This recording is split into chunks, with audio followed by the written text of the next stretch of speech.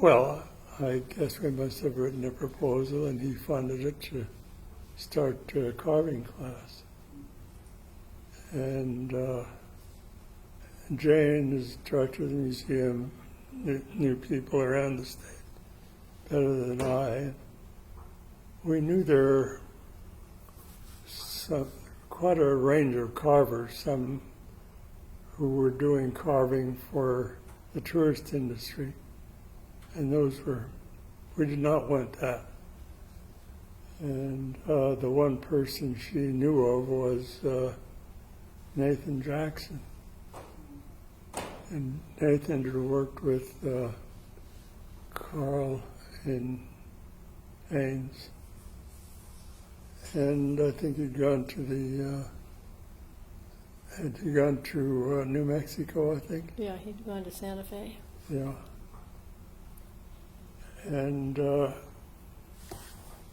he was the one carver that Jane knew of that could probably do a good job. And so she contacted him. Ultimately, he agreed to teach the course down here. At the time, just coincidentally, there had been an Indian school on Deermount, and it was pretty much abandoned. And someone from the A&B had asked if we could use that building. The BIA said we could, A&B. And it was a wreck. But we cleared it out. It was really quite a job, but all volunteer work. Lumber was cheap at the time. And so we built an A&B hall there. Well, there had to be a place to do the carving, and that's where the carving was. The class, The yeah. first class was down there at the A&B hall. And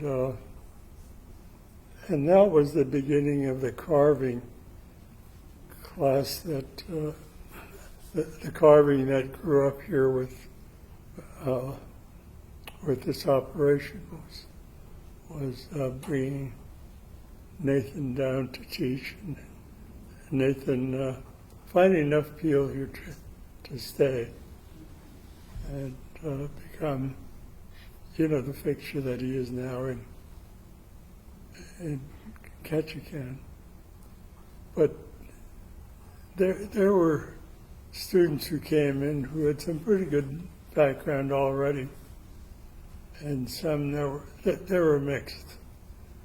But there were several really nice pieces that were carved by that first class that he had. And I think one of the teachers who came and taught in that very early period was Duane Pasco, and we donated a carved bentwood box that Duane did in that period that's here at the Totem Heritage Center, and there may be carved pieces, I don't remember, that are here that were done by some of those students.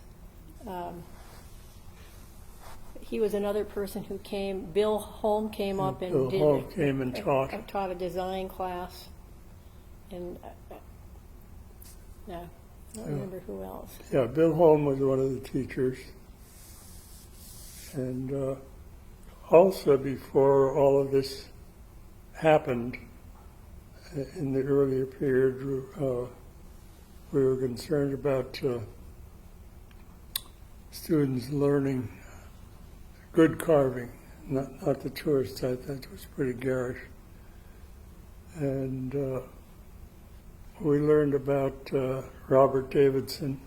We went down and visited him, and he was interested in what we were doing. At the time, what he was doing was silk screening, and he had all of these various figures that he would do silk screens and sell these prints. And now that we're talking about it, we went also in figuring out how to do the actual retrieval up the Skeena River. And there was an endeavor there that had been going on for a number of years around